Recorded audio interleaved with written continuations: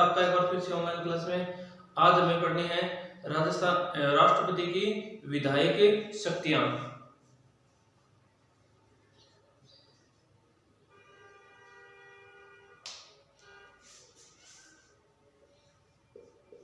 राष्ट्रपति की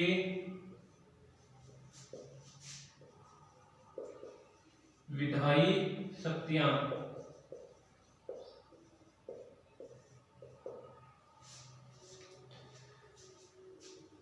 देखो, विधायी क्षेत्र या विधायी शक्तियां में सबसे पहले है विधायी क्षेत्र का प्रशासन।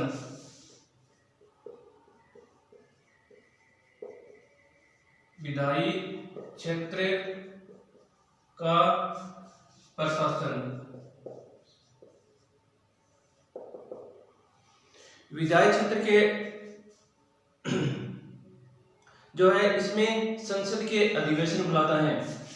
इसके संसद के अधिवेशन बुलाता है,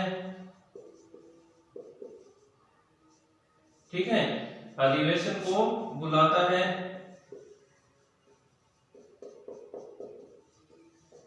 अधिवेशन को बुलाता है, वह अधिवेशन की समाप्ति की घोषणा करता है।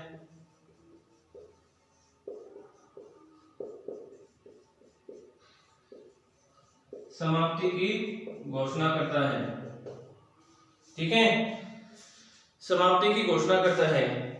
अगला है प्रधानमंत्री की सिफारिश पर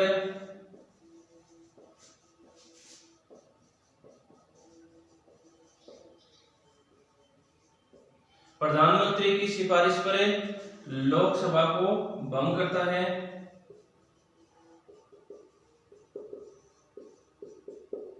लोकसभा को भंग करता है। 9 बार लोकसभा भंग हो चुकी है। कितनी बार हो चुकी है? 9 बार लोकसभा भंग।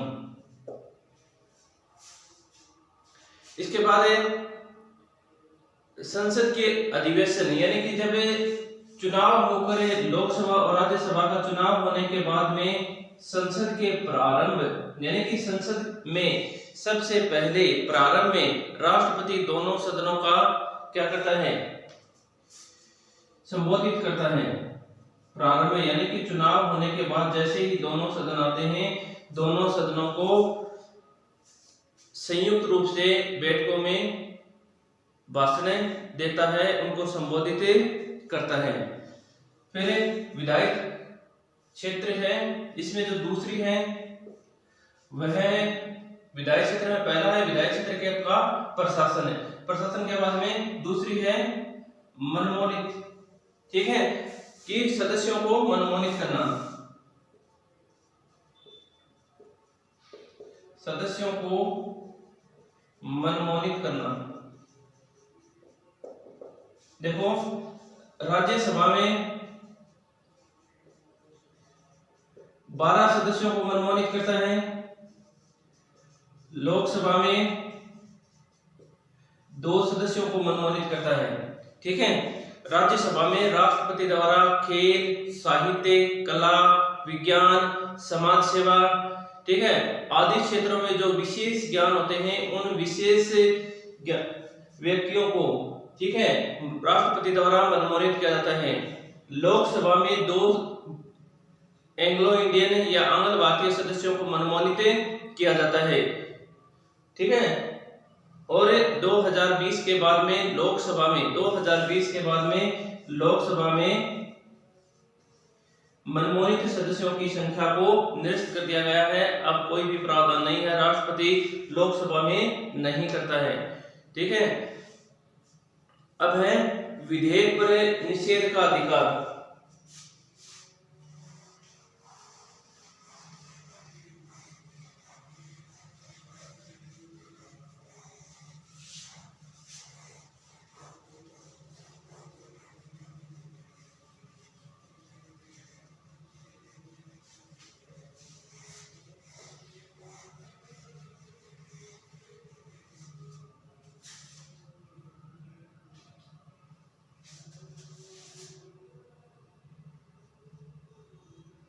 2 नंबर था सदस्यों को मनमोहित करना।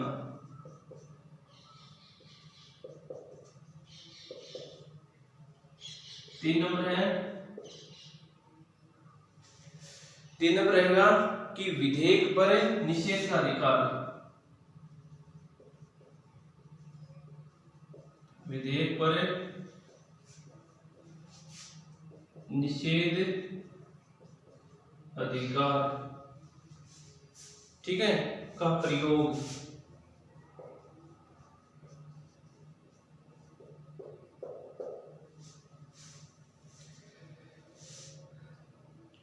संसद के स्वीकृति के बाद, यानी कि कोई भी विधेयक है वह संसद में पारित होने के बाद राष्ट्रपति के पास जाता है और राष्ट्रपति की स्वीकृति या हस्ताक्षर के बाद में वह विधेयक कानून का रूप धारण कर लेता है।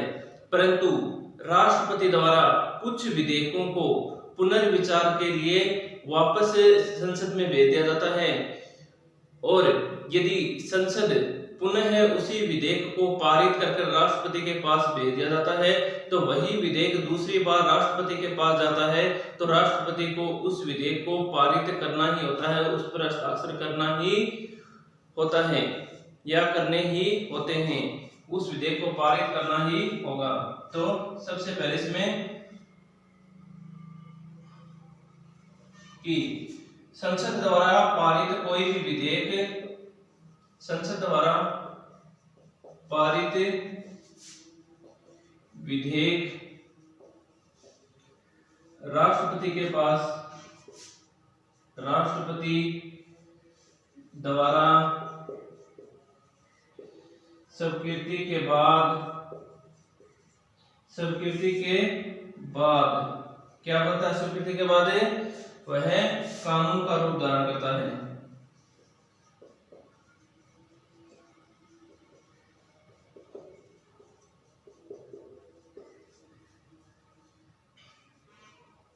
दूसरा है कुछ विधेयकों को,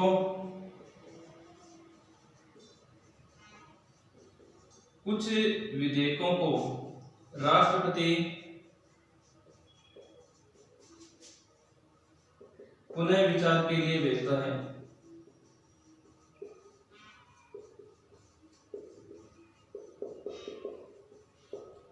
ठीक है, पुनः विचार के लिए भेजता है। जब पुनः विचार के लिए भेजता है तो लोग संसद द्वारा जब उसको पुनः पारित करके राष्ट्रपति के पास भेजा जाता है तो राष्ट्रपति को उसकी स्वीकृति देनी होती है।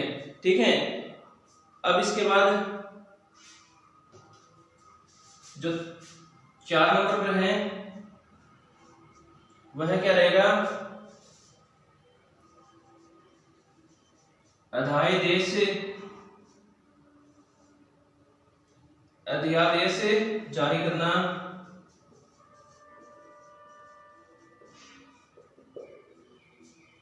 जब संसद के अधिवेशन, ठीक है, इसके अंदर जब संसद का अधिवेशन समय पर नहीं होता है तो राष्ट्रपति द्वारा अध्यादेश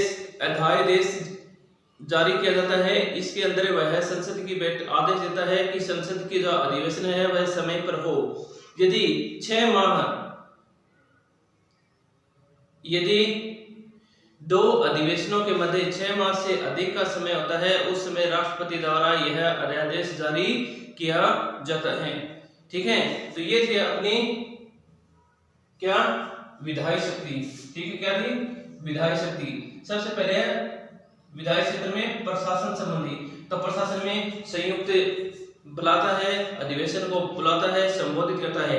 प्रारंभ में संसद के दोनों सदनों को संयुक्त रूप से भाषण देता है। ठीक है, उनको संबोधित करता है। प्रधानमंत्री के परामर्श पर, ठीक है, प्रधानमंत्री के परामर्श पर राष्ट्रपति लोकसभा को भंग कर सकता है, ऐसा 9 बार हो चुका है। दूसरा है सदस्यों को मनमोहित करना। सदस्यों को मनमोहित करने में राज्यसभा से 12 सदस्यों को मनमोहित किया जाता है और लोकसभा से 2 सदस्यों को मनमोहित किया जाता है। विधेयक निषेध अधिकार का प्रयोग, जब कोई भी विधेयक संसद में पारित होने के बाद राष्ट्रपति की स्वीकृति के बाद में वह कानून का रूप धारण करता है, परंतु राष्ट्रपति कुछ विधेयकों को पुनर्विचार के लिए संसद में भेजता है। जब संसद द्वारा पुनर्विचार भेजे हुए को दोबारा पारित कर ठीक है राष्ट्रपति के समक्ष रखती है तो राष्ट्रपति उसको स्वीकृति देनी ही होती है, अनिवार्य है। फिर है अध्यादेश जारी करना। जब संसद के अधिवेशन में 6 माह से अधिक का समय हो जाता है तो राष्ट्रपति द्वारा यह आदेश जारी किया जाता है। ठीक है, तो ये थी अपनी किसकी, राष्ट्रपति के विधायी शक्तियां। अब हमें पढ़नी है राष्ट्रपति की कौन सी शक्तियां,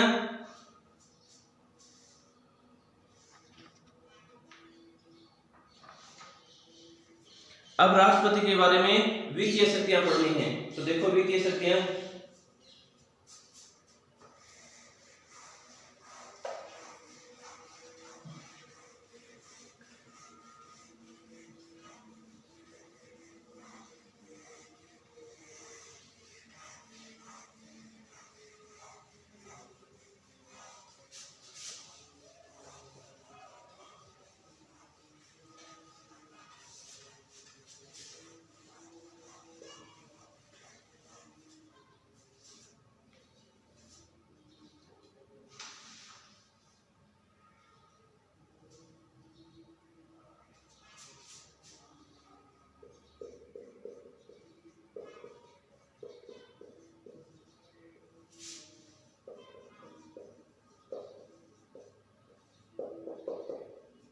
वित्तीय शक्तियों में राष्ट्रपति प्रतिवर्ष, ठीक है, राष्ट्रपति प्रतिवर्ष संसद के समक्ष यानी लोकसभा राज्यसभा के समक्ष सरकार द्वारा बजट को प्रस्तुत करवाया जाता है या बजट को रखवाया जाता है।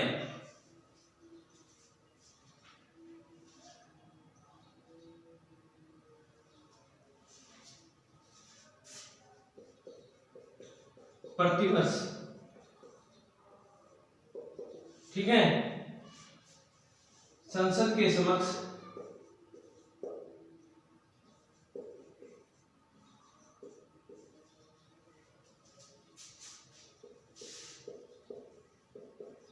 सरकार द्वारा बजट राष्ट्रपति की आज्ञा के बाद रखा जाता है।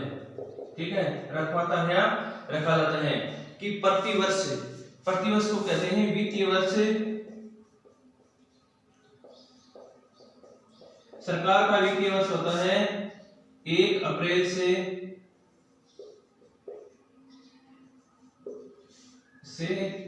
31 मार्च, इसे वित्त वर्ष कहा जाता है।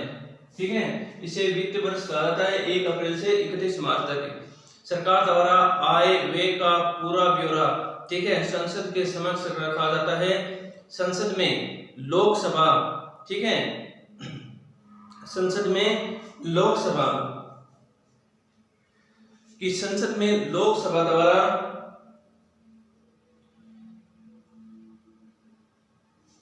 संसद में लोकसभा होती है, लोकसभा द्वारा, लोकसभा से ना तो कोई अनुदान मांग सकता है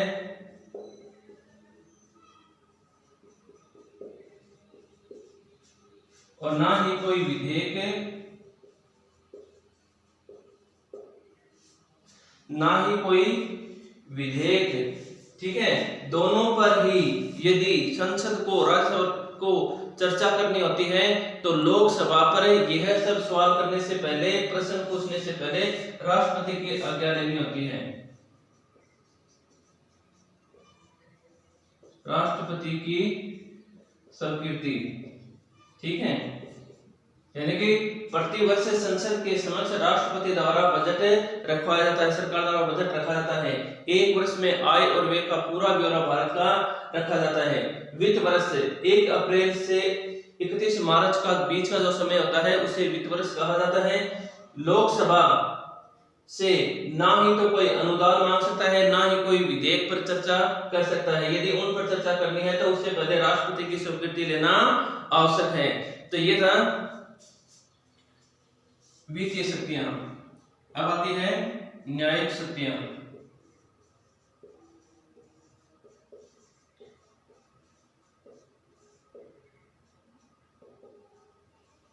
न्यायिक शक्तियों में देखो,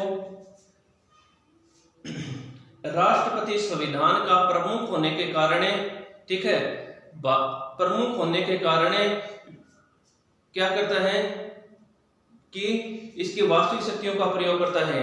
यानी कि न्यायपालिका की जो न्यायपालिका होती है, न्यायपालिका के न्यायाधीश, जो मुख्य न्यायाधीश होती है, न्यायाधीश होता है, उसकी क्या करता है, नियुक्ति करता है।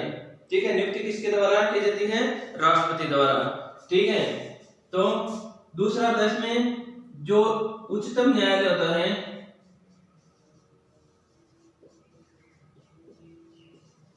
ठीक है, उच्चतम न्यायालय, इस उच्चतम न्यायालय की व्यवस्था के लिए जो कानून बनाए जाते हैं, इसकी व्यवस्था के लिए, ठीक है, उच्चतम न्यायालय के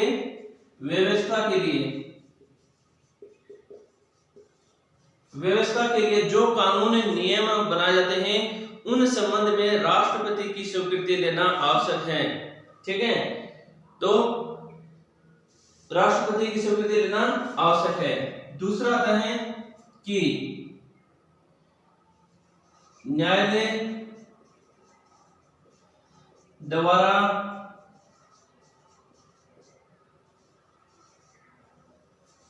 अपराधी को दिए गए दंड में, यानी अपराधी को उच्चतम न्यायालय में की व्यवस्था के नियमों के संबंध में राष्ट्रपति की स्वीकृति आवश्यक है।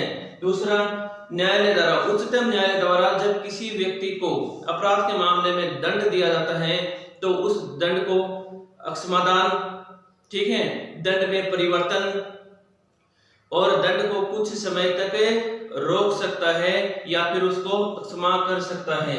तो यह प्रावधान है। देखो,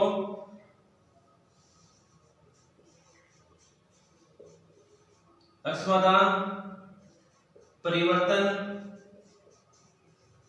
और रोक सकता है, दंड को कुछ समय तक रोक सकता है।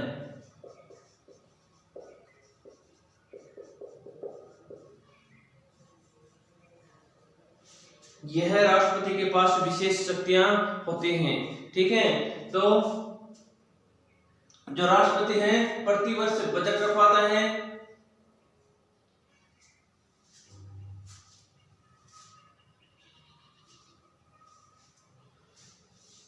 राष्ट्रपति के आज्ञा के बिना लोकसभा से किसी भी प्रकार के कोई भी प्रश्न नहीं पूछ सकते हैं।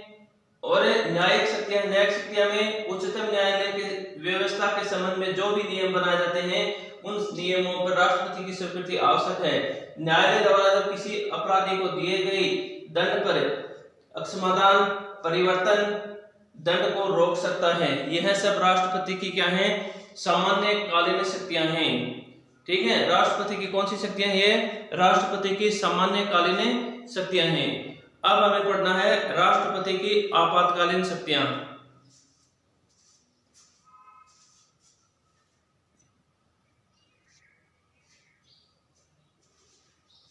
राष्ट्रपति की आपातकालीन शक्तियां,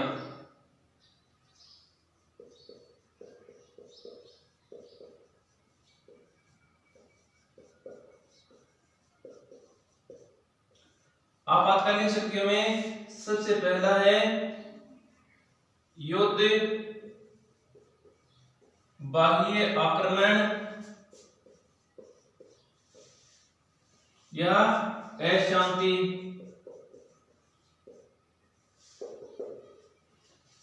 अनुच्छेद 352।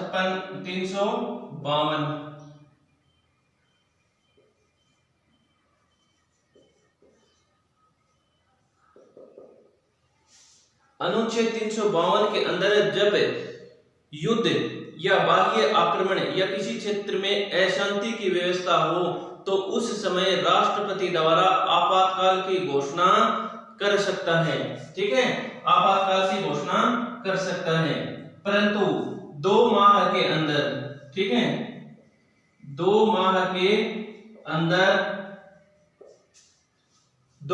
के अंदर संसद की स्वीकृति लेनी होती है। इसकी संसद की स्वीकृति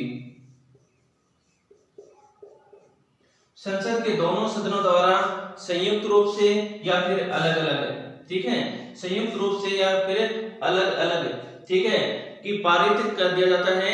तो पारित होने के बाद या स्वीकृति के बाद में आपातकाल 6 माह तक लागू रहता है, 6 माह तक लागू रहता है।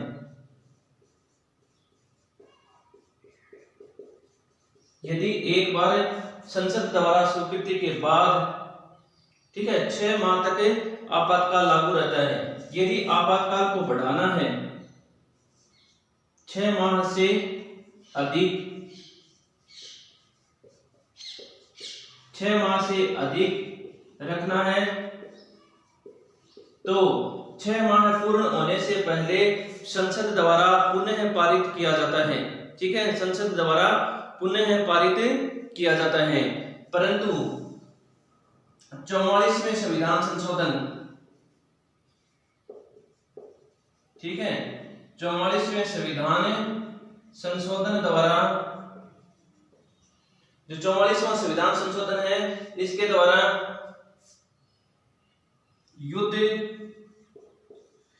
बाह्य आक्रमण, ठीक है, युद्ध या बाह्य आक्रमण के समय राष्ट्रपति द्वारा आपातकाल की घोषणा कर सकता है और 1 माह में संसद की स्वीकृति लेनी होती है। कितने में? 1 माह में, ठीक है, 1 माह में संसद की स्वीकृति लेनी होती है। वही कि लोकसभा और राज्यसभा के दोनों सदस्यों द्वारा जब बहुमत पारित कर आपातकाल की घोषणा को स्वीकार कर लिया जाता है, तब यह 6 माह तक लगती है। 6 माह बाद पुनः इस प्रक्रिया को दोहराना पड़ता है। इस संविधान संशोधन में एक परिवर्तन किया गया है कि अशांति के समय, ठीक है, अशांति के समय संसद के जो कैबिनेट होते हैं, ठीक है, कैबिनेट द्वारा, ठीक है, जब कैबिनेट द्वारा लिखित रूप में परामर्श देते हैं, ठीक है, कैबिनेट मंत्रियों द्वारा जब लिखित रूप में परामर्श दिया जाता है, तो राष्ट्रपति आपातकाल की घोषणा कर सकता है, ठीक है। जो ऊपर बाह्य आक्रमण ये हो रहे हैं, उस समय तो राष्ट्रपति को कैबिनेट के लिखने की आवश्यकता नहीं होती है, परंतु जब राज्य में अशांति की व्यवस्था हो, उस समय कैबिनेट द्वारा लिखित रूप में परामर्श देता है, तब ही राष्ट्रपति आपातकाल की घोषणा करता है और 1 माह के अंदर संसद की स्वीकृति आवश्यक है, ठीक है। ये अनुच्छेद 352 है। अब 352 के बाद में अनुच्छेद आता है 356।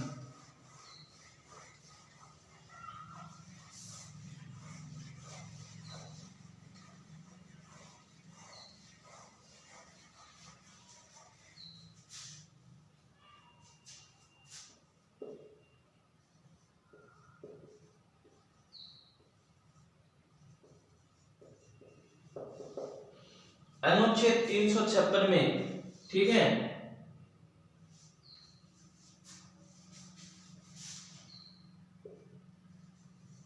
दूसरा है राज्यों का संवैधानिक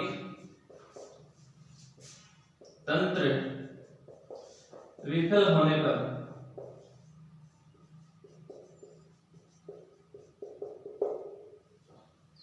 अनुच्छेद 356,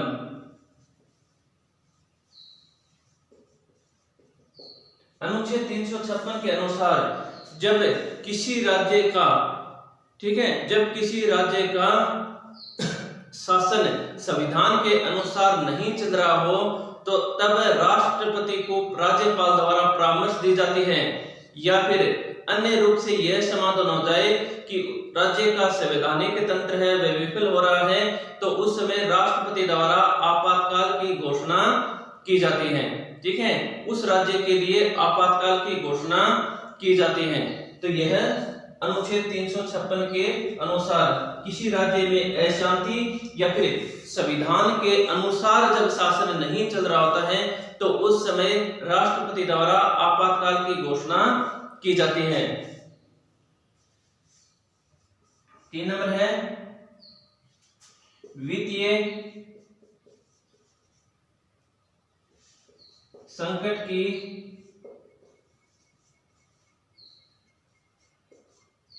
उद्घोषणा।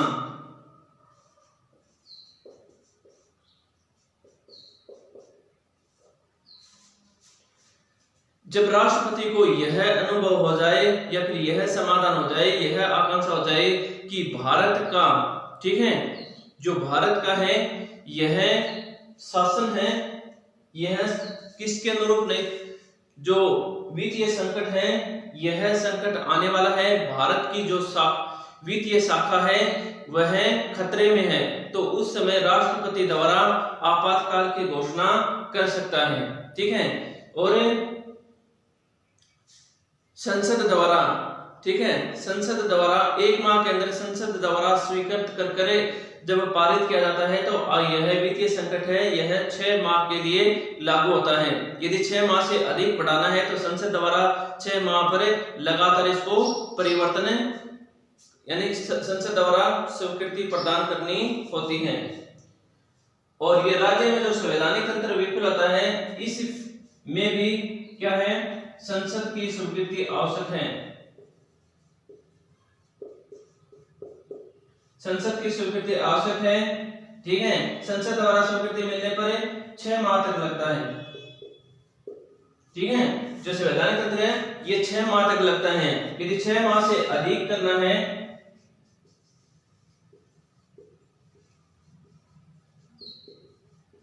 तो संसद को पुनः स्वीकृत करना होगा, संसद को पुनः बहुमत के साथ पारित करना होगा कि आपातकाल की है वह उस राज्य के लिए आगे बढ़ाना है। ठीक है, किसी भी राज्य में 3 वर्ष से अधिक आपातकाल की घोषणा नहीं हो सकती है। ठीक है, यानी कि 6 माह तक बढ़ाकर 3 वर्ष तक आपातकाल लगा सकता है। 3 वर्ष के बाद किसी भी परिस्थिति में उस राज्य के लिए आपातकाल की घोषणा नहीं की जा सकती है। ठीक है, तो यह थी आपातकालीन संबंधी राष्ट्रपति की शक्तियां। सबसे पहले है अनुच्छेद 352। अनुच्छेद 352 में वर्णन है कि युद्ध, बाह्य आक्रमण और अशांति के समय राष्ट्रपति द्वारा आपातकाल की घोषणा की जाती है, परंतु 2 माह के अंदर संसद की स्वीकृति लेना आवश्यक है और संसद की स्वीकृति के बाद में आपातकाल की घोषणा 6 माह तक रहती है। यदि 6 माह से अधिक बढ़ाना है तो संसद को पुनः पारित करना होता है।